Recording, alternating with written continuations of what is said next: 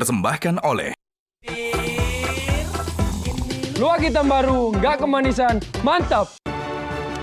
Selamat malam para pemirsa, ketemu lagi di Hot Room dengan saya Hotman Paris.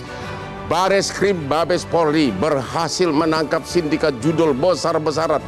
320 orang asing ditangkap di markasnya di dekat Jalan Hayamuruk.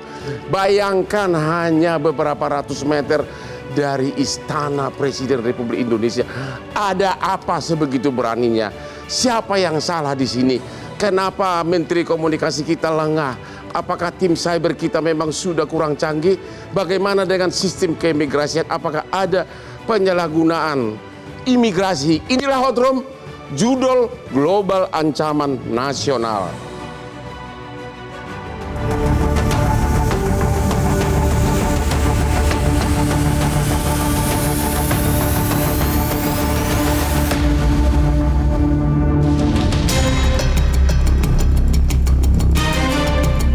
Penggerebekan besar-besaran terhadap markas judi online terjadi di kawasan Hayamuruk, Jakarta Barat. Sebanyak 321 orang berhasil diamankan petugas. Dari jumlah tersebut, 320 orang diantaranya merupakan warga negara asing dan 1 orang lainnya warga negara Indonesia. Pihak kepolisian mengatakan, dalam operasinya, ratusan orang tersebut berbagi peran, mulai dari telemarketing, customer service, dan bagian admin. Sementara itu di TKP, polisi menemukan berbagai barang bukti yang diduga digunakan untuk menjalankan aktivitas judi online. Kasus ini menjadi pengingat bahwa praktik judi online tak lagi beroperasi secara sembunyi-sembunyi. Dari gedung perkantoran atau tower di Hayamuruk, Jakarta, sebuah jaringan besar bahkan nekat menjalankan bisnis ilegal yang merugikan masyarakat. Kini aparat dituntut tak hanya menangkap pelaku, tapi juga memutus seluruh jaringan yang ada di belakangnya.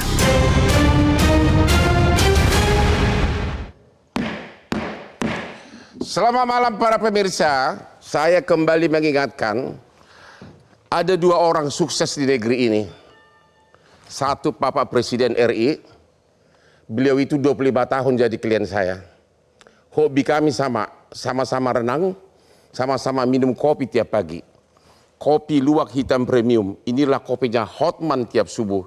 Dulu juga sering ngopi sama Pak Prabowo, dia juga doyan kopi. Sekali lagi, jangan kalian seperti Bruce Willis, hilang ingatan karena kurang minum kopi.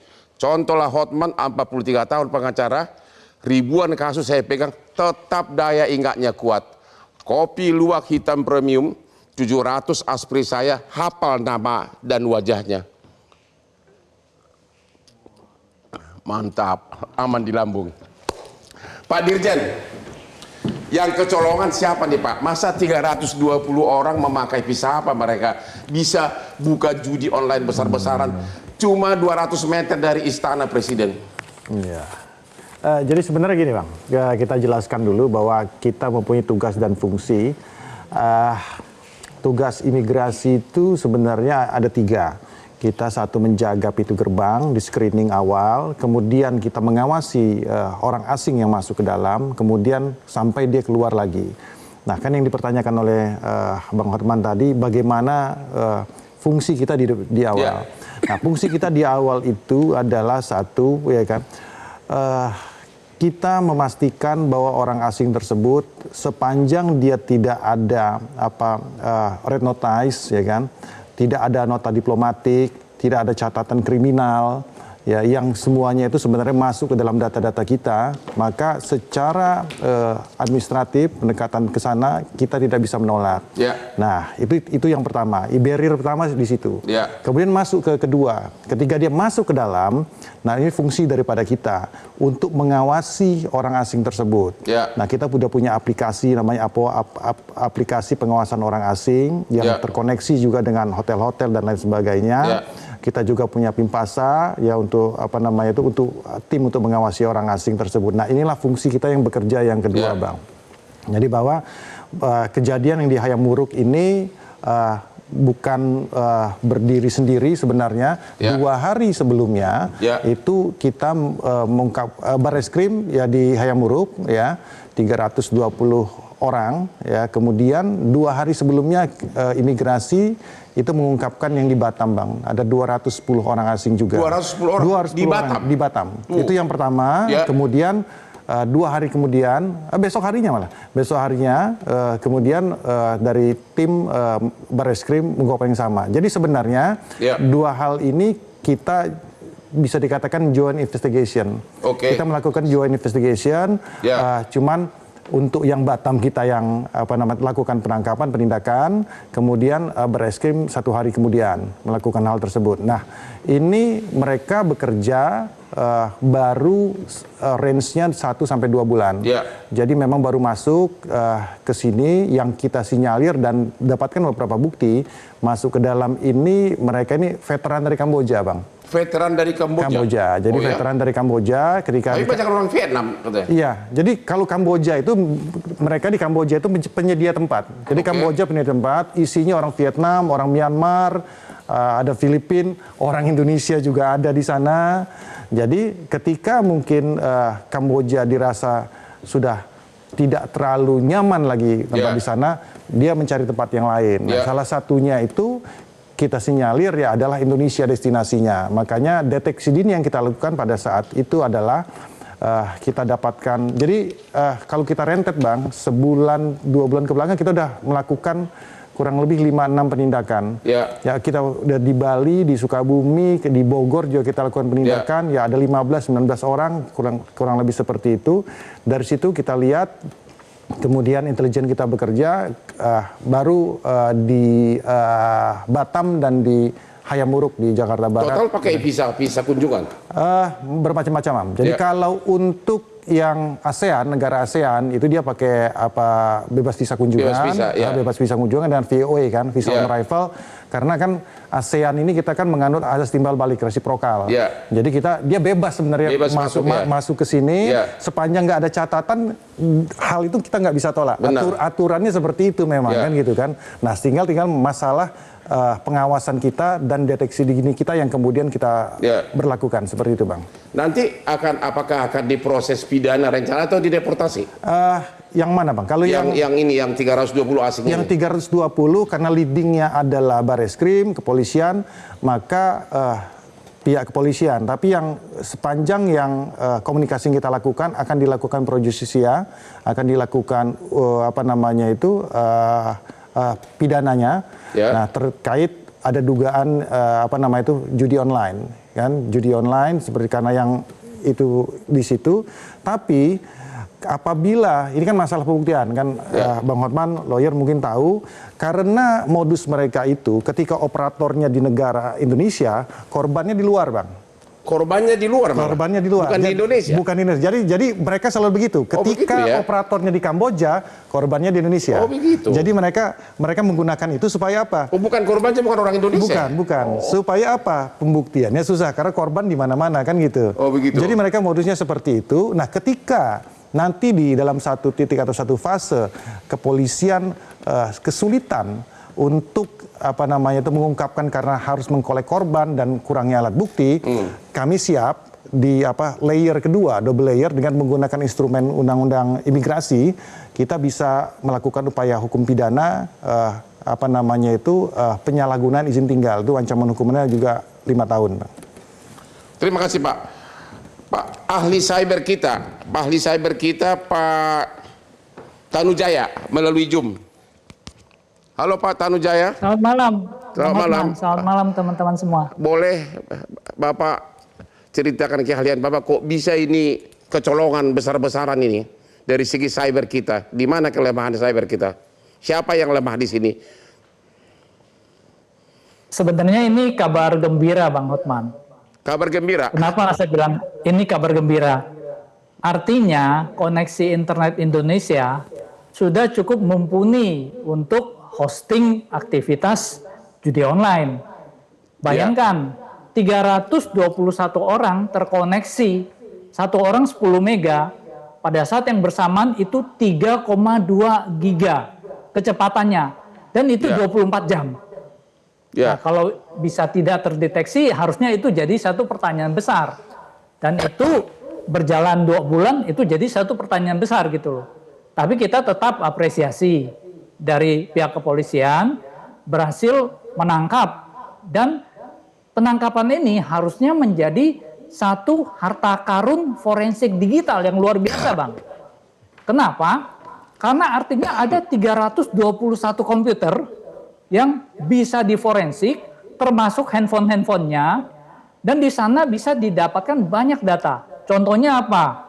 Siapa saja pemainnya. Yang kedua, kemana alur uangnya. Ya. Kalau ada kripto, kemana harta kriptonya. Nah, jadi di sini memang pada saat sekarang semua sudah beralih ke digital, dan kita harapkan dari kepolisian juga bisa mengungkapkan hal ini dan bisa mendapatkan manfaat yang maksimal. Tadi dari Pak Dirjen memang mengungkapkan, memang benar. Kalau yang tertangkap orang asing, artinya marketnya orang asing. Jadi nggak mungkin orang Kamboja, orang Vietnam itu cari korbannya orang Indonesia. Dia kan nggak bisa ngomong bahasa Indonesia. Jadi kalau memang judi online yang sasarannya orang Indonesia, itu biasanya orang Indonesia dikirim ke Kamboja atau Myanmar. Jadi dalam kasus ini Indonesia membuat budi baik, membantu warga negara Vietnam atau Cina yang kemungkinan menjadi sasarannya, dan nanti kalau mereka dikirim ke negaranya, itu kalau dikirim ke Cina itu hukumannya berat sekali, Bang.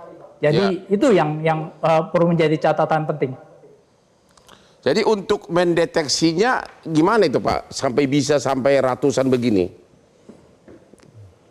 Jadi sebenarnya dari sisi koneksi internet judi online dengan koneksi internet kantoran itu bisa dibedakan tidak sulit, Bang. Jadi orang kalau kerja kantoran itu jam 8 sampai jam 5. Ya. Kalau judi online itu 24 jam. Itu satu.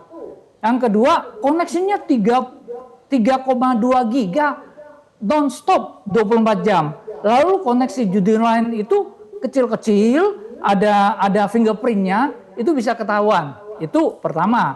Yang kedua, kalau orang kerja, koneksinya kan ke Google Workspace, ke Microsoft OneDrive. Tapi kalau misalnya judi online, dia pasti ke situs judi online. Dan biasanya itu kan sudah teridentifikasi. Jadi mungkin ini jadi satu pertanyaan kita juga, atau jadi pelajaran lah untuk Abji. Nanti tolong dilatih lah teman-teman di ISP bahwa tolonglah kalau kamu lihat ada koneksi yang mencurigakan, yang kencang sekali, lalu ke situs-situs yang mencurigakan, walaupun dia pakai VPN, tapi dari fingerprintnya bisa ketahuan. Janganlah difasilitasi, karena ini kan untuk aktivitas yang melanggar hukum, Bang. Oke, terima kasih. Kita istirahat dulu, ketemu lagi di Hot Room.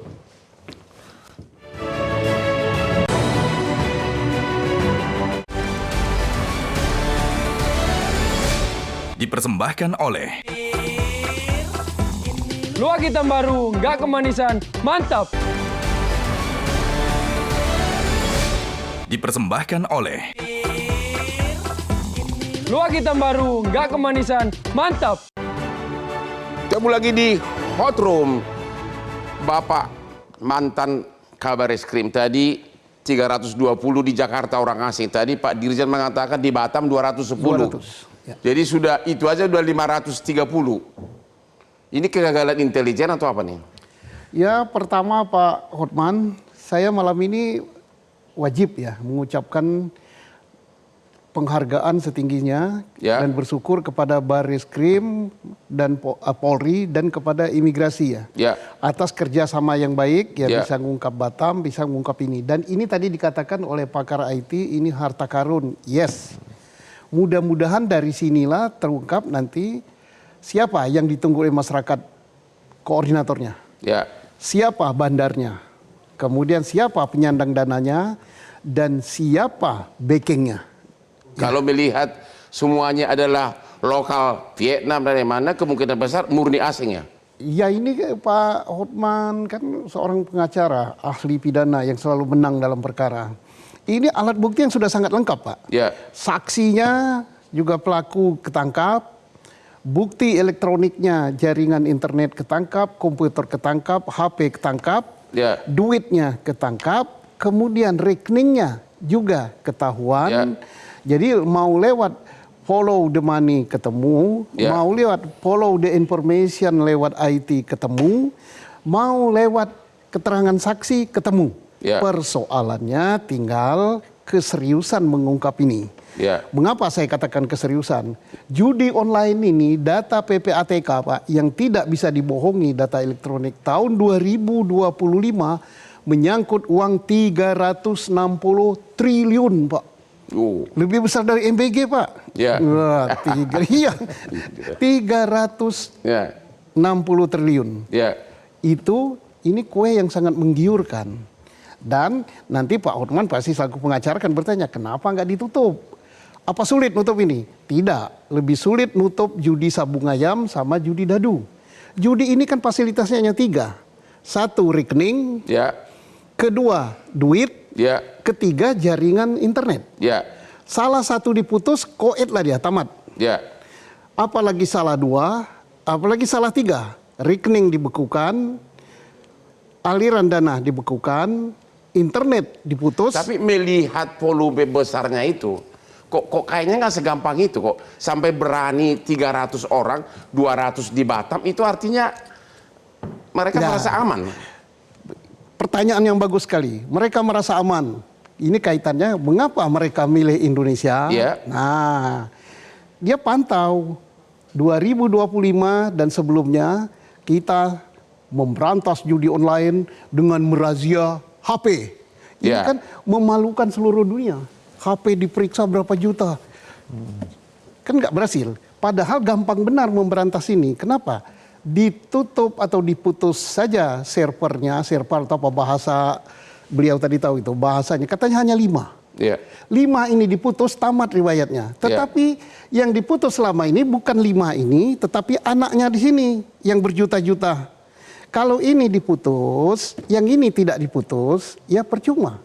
Sama dengan sekarang, mudah-mudahan Komdigi dengar Pak. Ini sudah takut dia, tapi coba buka siapa punya HP sekarang. Apakah judi online sudah tutup, paginya di operasi, siangnya masih ada. Dan kemarin kita di salah satu stasiun TV swasta jam 8 malam, dibuka masih ada. Masih ada. Berarti ininya tidak diputus sampai sekarang oleh salah siapa tuh? Ya, salah yang berwenang di Indonesia ini. Komdigi atau apa? Nggak tahu, aku nggak nyebut kementeriannya mungkin, tapi yang jelas bukan Pak Lurah loh Pak. Bukan ketua RT, bukan Pak Lurah, tapi. Nah, halo, mudah-mudahan mereka mendengar. Kalau ini tidak diputus, 5 ini berarti ini masih. Dan sampai sekarang masih. Masih sampai sekarang? Tadi malam masih. Kalau sekarang aku nggak bisa menjetnya karena saya nggak pernah main ini. Kecuali Pak Hotman mau ngajari saya gimana cara menjetnya. Jadi masih. Artinya memutus jaringan ini gampang, membekukan rekening gampang. Kenapa membekukan rekening gampang? Dulu pernah sekian juta rekening dibekukan oleh PPATK. Banyak yang protes kan. Alasannya rekeningnya kecil dan sebagainya. Tapi PPATK punya kecurigaan satu rekening bertransaksi 24 jam. Menyangkut uang kecil. Ini kan sudah suspicious transaksi. Jadi transaksi yang mencurigakan, dibekukan. Memang ada yang salah sasaran beberapa. Banyak. Ya, tapi kebanyakan itulah rekening judi online. Nah, persoalannya kenapa salah satu kementerian, salah satu lembaga ini tidak membekukan? Kan dulu pernah dihebohkan 2025 ya. Menjelang kabinet itu, reshuffle kabinet, ada menteri yang disikat terus sama siapa namanya netizen sampai coba, tapi aku nggak sebut nama menterinya. Lah, bayangkan kalau salah satu kementerian yang harus menangani tentang internet, yang internet gitu digunakan untuk judi online yang omsetnya sampai 360 triliun, tidak melakukan pembekuan, bahkan dicurigai ikut membantu top manajemennya ini ikut memelototi. Aku nggak bilang ikut membantu Pak, nanti kena ikut memelototi. Ya, ini dipandang nggak akan bisa. Kriminolog kita, kenapa Indonesia menjadi sasaran target? Apa yang terjadi? Apa aman Indonesia ini? Saya balik saja. Kenapa kemudian Indonesia menjadi tempat berkembang biak yang ideal untuk praktek-praktek semacam ini? Karena efek tangkal sekaligus efek jerah itu akan muncul lewat 3 hal. Satu, hukuman itu harus berat. Yang kedua, hukum itu harus cepat. Yang ketiga, hukum itu harus ajak alias harus konsisten. Nah, hitung-hitungan saya, kenapa sekali lagi Indonesia jadi tempat yang ideal tanda petik untuk praktek semacam ini, boleh jadi karena sudah dibaca secara jernih betapa hukumannya itu ringan. Hukumannya ringan. Hukumannya ringan. Hukumannya itu tidak berproses secara cepat. Tidak proses cepat. Dan hukumannya tidak ajak.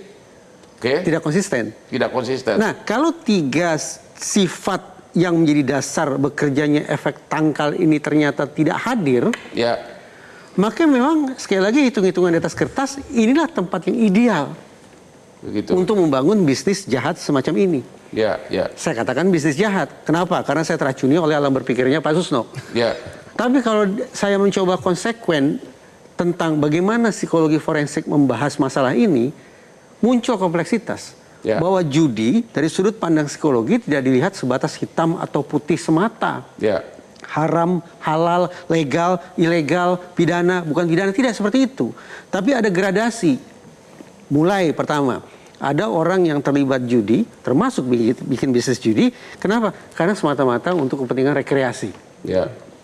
Yang kedua, menjadikan judi sebagai profesi. Periuknasinya memang diisi dengan cara berjudi. Ya. 1 dan 2 tipe ini dianggap bukan masalah. Di sana, bukan di sini. Alhasil kenapa kemudian kita harus memusingkan orang-orang yang berjudi sebatas untuk kepentingan rekreasi, dan juga kenapa kita harus risau ketika ada orang yang mengisi periuknasinya sepenuhnya dengan cara berjudi. Pemikiran di sana ya, bukan pemikiran saya. Persoalan baru muncul ketika muncul tipe judi 3 dan 4. Pertama, tipe 3 yang saya maksud adalah ketika judi sudah memunculkan adiksi. Ya. Sudah menjadi pencandu. Orang tidak lagi bisa hidup produktif karena terus-menerus berobsesi tentang bagaimana mendapat keuntungan dari judi. Yang terparah adalah yang sekarang sedang kita perbincangkan. Ketika judi sudah menjadi sebuah persoalan pidana.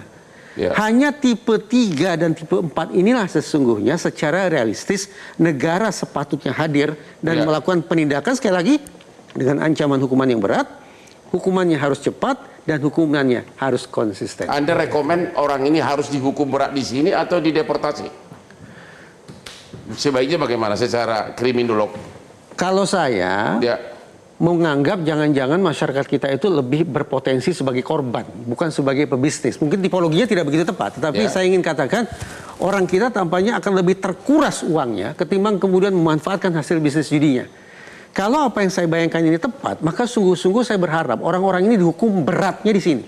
Jadi Anda rekomen sebagai kriminolog sebaiknya orang ini jangan dideportasi. Karena kalau dideportasi, praktis kita tidak bisa melihat proses penegakan hukum itu seperti apa. Betul. Kan? Kita tidak bisa melihat apakah mereka dihukum secara berat. Kita tidak bisa melihat apakah proses hukumnya berlangsung secara cepat. Dan tidak juga terlihat konsistensinya. Tapi kalau dihukum di sini, kita lihat. Kalau dihukum di sini, nanti kita akan tanya ke Pak Dirjen Imigrasi apakah Pak Dirjen setuju. Temu lagi di hot room.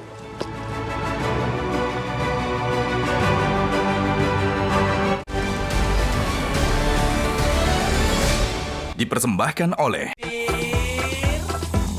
Luwak hitam baru, nggak kemanisan, mantap. Dipersembahkan oleh Luwak hitam baru, nggak kemanisan, mantap. Kembali lagi di hot room. Sekali lagi Hotman ingatkan, kopi bukan hanya memperkuat daya ingat, tapi juga menambah konsentrasi bekerja.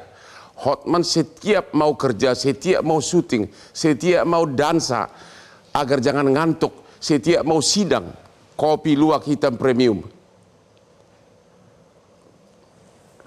Kamu lihat kan, kerja 18 jam sehari, 14 hari dalam seminggu bekerja.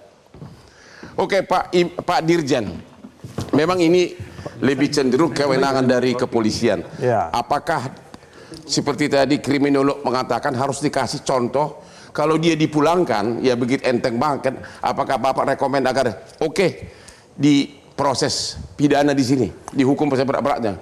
Ya, jadi saya rasa spirit kita sama Bang, bahwa apa yang menjadi concern dari masyarakat untuk dilakukan pro justisia, untuk disidangkan di sini itu kita sama tentang masalah itu. Karena kan kalau di domain kita, di penegakan hukum imigrasi itu kan jelas dia bahwa kalau dia pelanggarannya itu hanya bersifat bisa dikenakan administratif deportasi itu kalau dia ketertiban umum, melanggar ketertiban umum, keamanan biasa lah gitu kan.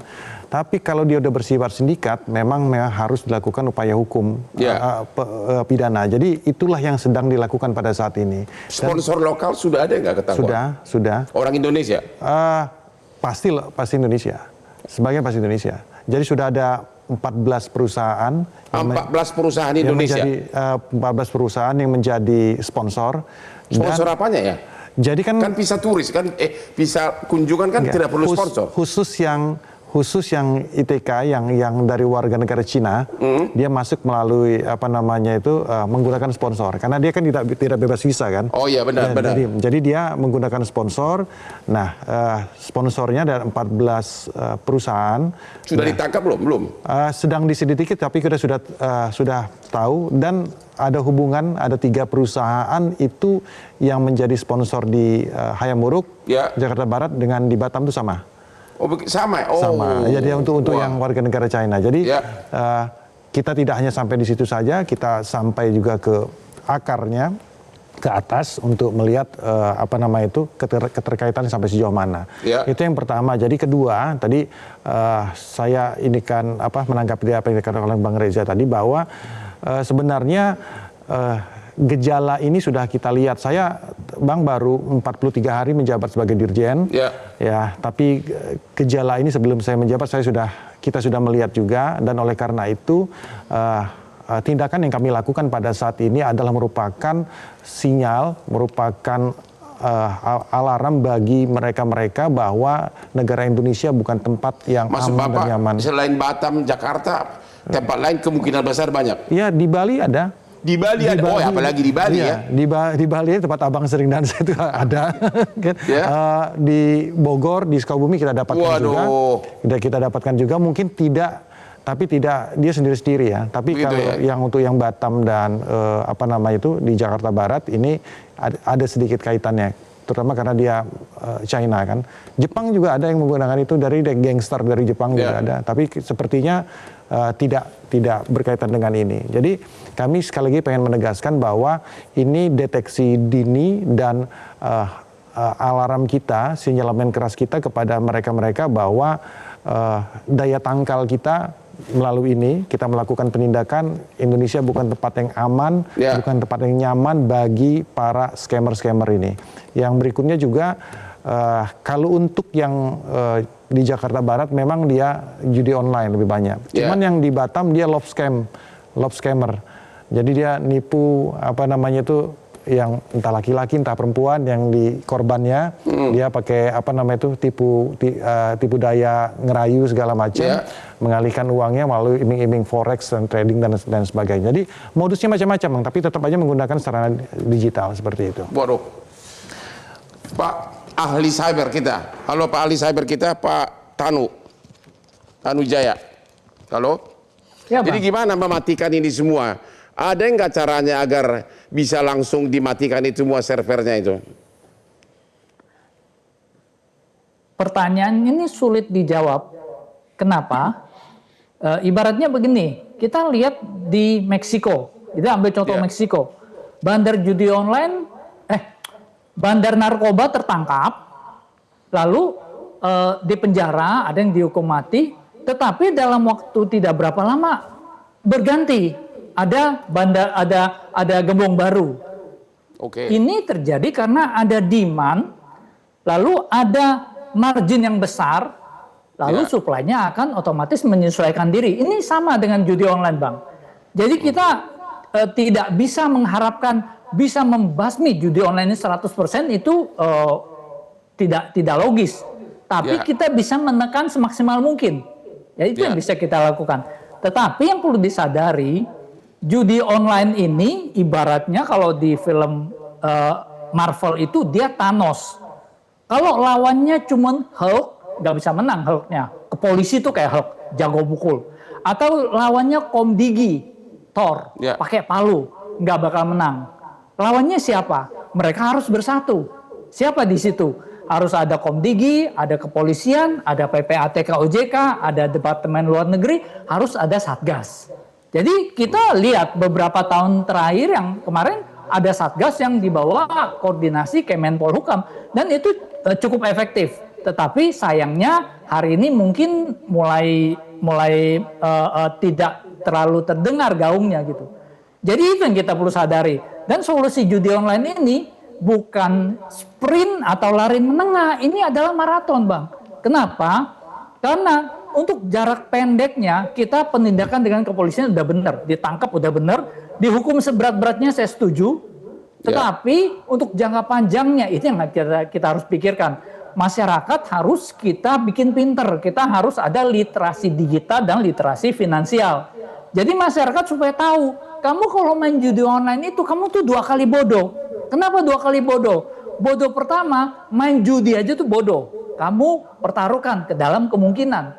Bodoh kedua, judi online itu tuh kamu nggak di dalam probabilitas, yang menentukan kamu menang tuh adminnya. Dia mau minta bikin kamu menang 10 kali, kamu menang 10 kali. Bikin kamu kalah 100 kali, kamu kalah 100 kali. Jadi itu sebabnya kita bilang bodoh 2 kali. Jadi itulah kalau masyarakat sebenarnya kalau literasi digitalnya meningkat, lalu dibarengi literasi finansial meningkat, judi online pelan-pelan akan menurun. Jadi kurang realistis kalau kita harapkan bisa cara menyamarkan transaksi uangnya bagaimana mereka? 1001 cara. Dan yang terjadi di Indonesia yang jadi masalah adalah data kita udah bocor.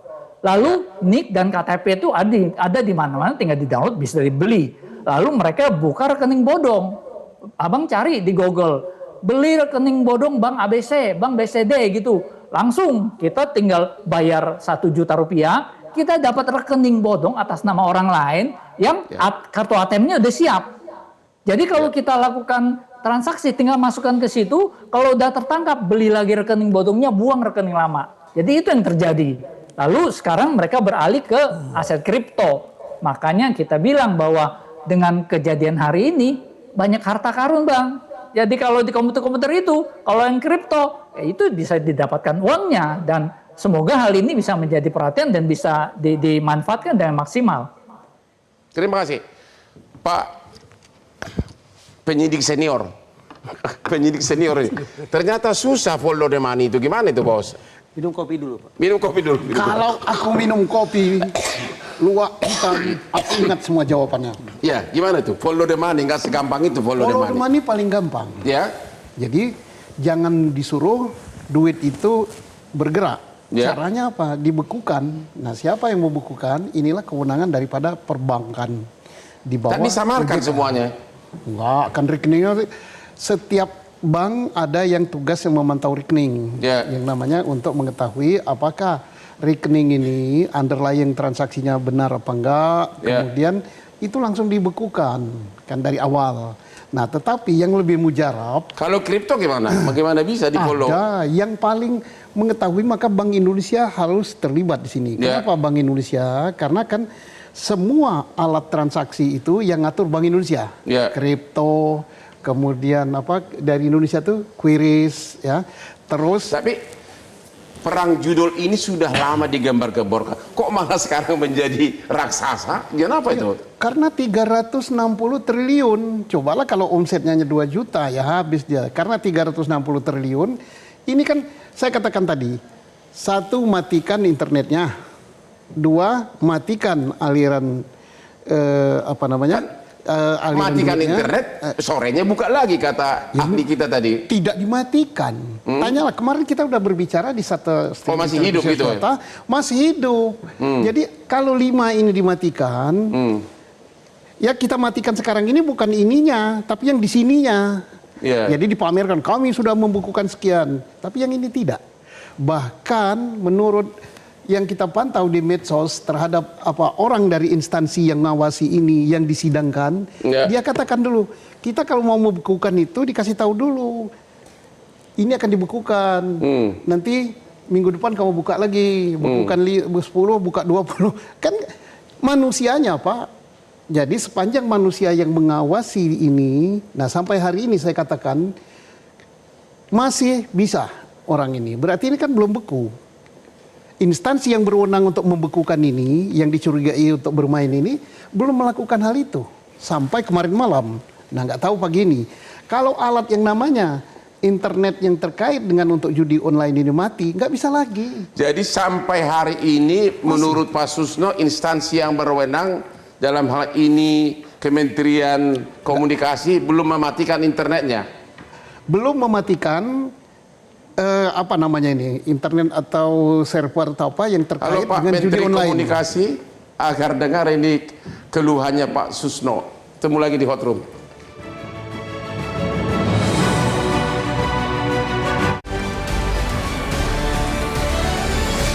Dipersembahkan oleh Luwak hitam baru, nggak kemanisan, mantap. Dipersembahkan oleh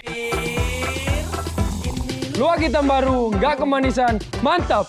Temu lagi di Hot Room. Di segmen terakhir ini kita akan membahas kesimpulan dari para narsum. Pertama ke kriminolog kita. Setelah bertahun-tahun judul terus viral akan diberantas, tapi ternyata malah menggurita. Apa kesimpulan Anda, apa yang terjadi dan apa yang harus dilakukan? Saya masih ingat di sini, di studio ini sekitar 1 atau 1,5 tahun lalu kita bicara juga tentang judul. Ya. Yang ternyata mengejutkan bahwa dibutuhkan waktu hampir 2 tahun untuk kemudian saya kembali ke studio ini untuk bicara judi. Malah? Jadi saya bertanya-tanya, dalam kurun 2 tahun itu apa yang sudah dilakukan oleh kita semua? Karena itu, ketika tadi Pak Dirjen menyebut ada angka ratusan orang yang diamankan di Batam dan juga di Jakarta, pada satu sisi saya memberikan apresiasi. Tapi ketika beliau juga mengatakan bahwa ini ada di Batam, ada di Bali, ada di Bogor, ada di Sukabumi, pertanyaan muncul, angka ratusan yang beliau sebut itu sesungguhnya tinggi atau rendah? Tinggi atau tidak, Pak? Lumayan Bang, tinggi. Enggak, maksudnya itu 500 masih termasuk kecil dibanding yang belum ditemukan, itu maksudnya. Dibanding yang belum ditemukan. Jadi angka 320 dengan 210 itu yang tertinggi saat ini. Dibanding kemungkinan kenyataan di lapangan bisa ribuan. Sejauh yang kita lihat data dari intelijen kita, ya ini yang paling tinggi dan sepertinya kalau sudah kayak gini, kalaupun ada, ini udah kucar-kacir juga ini orangnya. Saya tetap yakin Bang Hotman. Apalagi Bali adalah tempat. Saya tetap yakin bahwa bagaimanapun ini tetap merupakan puncak dari gunung es. Yes. Artinya angka-angka yang kita letakkan di atas meja itu sesungguhnya hanya kecil-kecilannya saja. Karena itu tadinya saya sempat berprasangka buruk bahwa jangan-jangan ini tak lain tak bukan adalah sebuah model strategis dalam proses penegakan hukum. Apa maksud model strategis? Kasus itu dibongkar bukan untuk kepentingan masyarakat banyak. Untuk siapa? Untuk kepentingan peningkatan karir, agar bisa menempati posisi-posisi yang lebih strategis. Itu ada dalam khazanah psikologi forensik. Bahwa ternyata otoritas penegakan hukum... Masuk kamu menuduh penyidik nih ke Barreskrim. Tadi saya katakan itu prasangka buruk saya, tapi mudah-mudahan saya keliru. Iya. Oke, kalau Pak Kabar Eskrim mantan gimana? Kalau saya beranggapan ini adalah suatu harta karun dan saya yakin junior-junior saya di polisi akan mengungkap ini sampai tuntas dan ini akan sampai ke jaringannya termasuk pemilik gedung, Mbak. Sebentar dulu, ini kan tadi ada pertanyaan. 320 sama 200 itu masih tergolong kecil atau memang masih ribuan di luar sana? Kalau saya ini karena ini mainnya pakai apa namanya IT ya. 10 orang bisa aja ini artinya 1 juta. 100 orang ini bisa saja artinya 100 juta. Anda yakin masih, apalagi di Pulau Bali itu pasti jauh lebih besar? Mungkin masih ada tapi lebih kecil dari ini. Dan ini suatu keberhasilan bagi Barreskrim dan imigrasi, luar biasa ini. Apalagi niat mereka ini akan berlapis, dikenakan judi, dikenakan TPPU, dikenakan tindak pidana keimigrasian. Jadi Anda menyarankan jangan dideportasi? Jangan. Hukum seberat-beratnya? Hukum seberatnya bukan yang ini, tapi yang siapa backingnya? Ya termasuk yang ininya semua, yang ada contoh ke luar negeri gitu loh. Semua. Nah tentang tadi ada, oh ini korbannya luar negeri. Tidak perlu korbannya di mana, yang penting ini tindak pidana ini dilakukan di Indonesia. Jadi hukum seberat-beratnya jangan deportasi, begitu kan? Ya nggak usah deportasi. Oke, beliau juga bisa ngadili di Indonesia kok. Pak ahli cyber, apa saran Bapak? Saran Bapak gimana? Kejahatan digital itu akan makin berkembang. Jadi kita harapkan dari pihak penegak hukum dan pihak terkait bisa menyadari ini. dan perlu mengembangkan kemampuannya. Jadi semua sekarang akan beralih ke digital karena keberhasilan digitalisasi. Positifnya digitalisasi kita berhasil. Koneksi internetnya buktinya bisa untuk jadi judi online. Akibatnya kejahatannya juga bergeser ke ranah digital. Dari segi jumlah, Pak, dari segi jumlah, pihak penegak hukum juga perlu melakukan penyesuaian diri dan meningkatkan kemampuannya, Bang.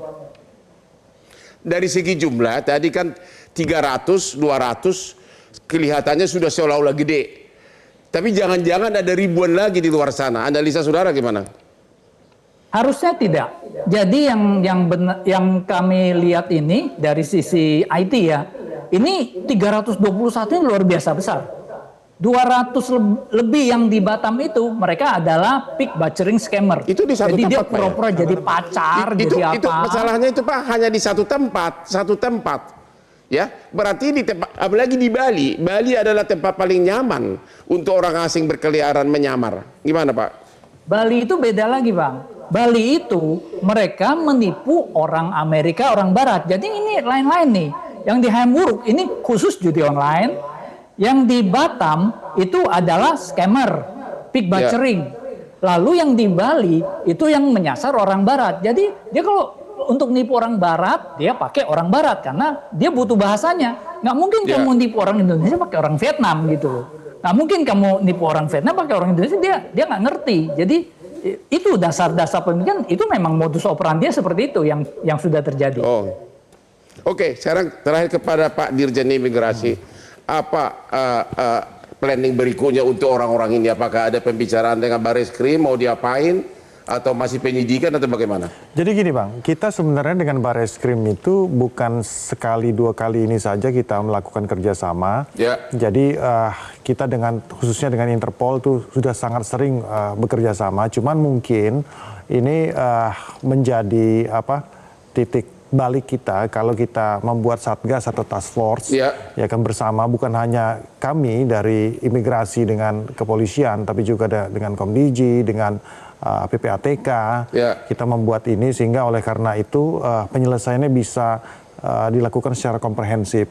Yaitu satu. Yang kedua tentunya sesuai dengan domain kami di imigrasi, kami menggalakkan kembali DNA kami yang yaitu selective policy, bagaimana warga negara asing yang memang benar-benar hanya mempunyai manfaat bagi bangsa kita, bagi negara kita yang hanya bisa masuk ke sini, dan mereka-mereka yang merugikan bangsa kita, merugikan negara kita ini tidak layak untuk ada di sini. Itulah fungsi yang saat ini sedang kami galakkan kembali melalui program dari pintu gerbang sampai pengawasan dan juga sampai mereka kembali, dan itu sejalan dengan apa yang diperintahkan oleh Pak Presiden itu, Pak Prabowo. Tapi saya pribadi belakangan ini kalau kita pergi ke toko-toko baik di kota manapun, kenapa ya jumlah orang Chinese luar itu kok volumenya makin banyak Pak. Di mall-mall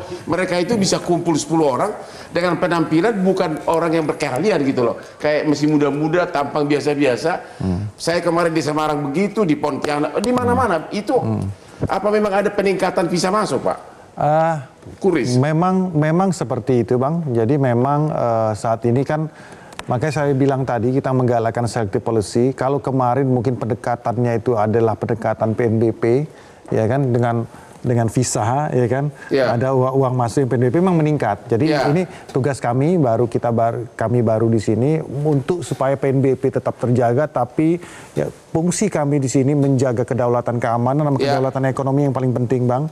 Jadi insya Allah ke depan juga ini bisa berimbang, PNBP kita tetap terjaga, dan bagaimana kita kedaulatan ekonomi, kedaulatan keamanan kita juga tetap tetap kita galakan. Itu sebenarnya Bang. Terima kasih semua narasumber. Salah satu mungkin kesimpulan yang perlu dipertimbangkan adalah sebagaimana tadi saran dari Pak Kriminolog, perlu tindakan tegas. Jangan dipulangkan orang ini, hukum seberat-beratnya. Demikianlah akhir dari diskusi kita malam ini. Sampai ketemu lagi di Hot Room setiap hari Rabu jam 9 malam. Ayo Pak, kita pameran cincin Pak.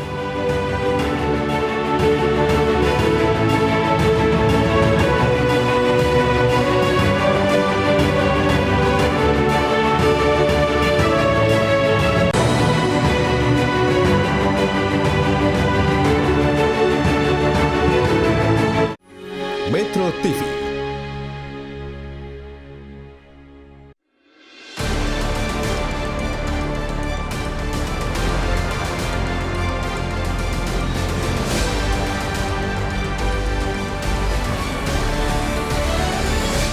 Dipersembahkan oleh Luwak hitam baru, nggak kemanisan, mantap! Jelajahi cara baru mendapatkan informasi. Download Metro TV Extend sekarang.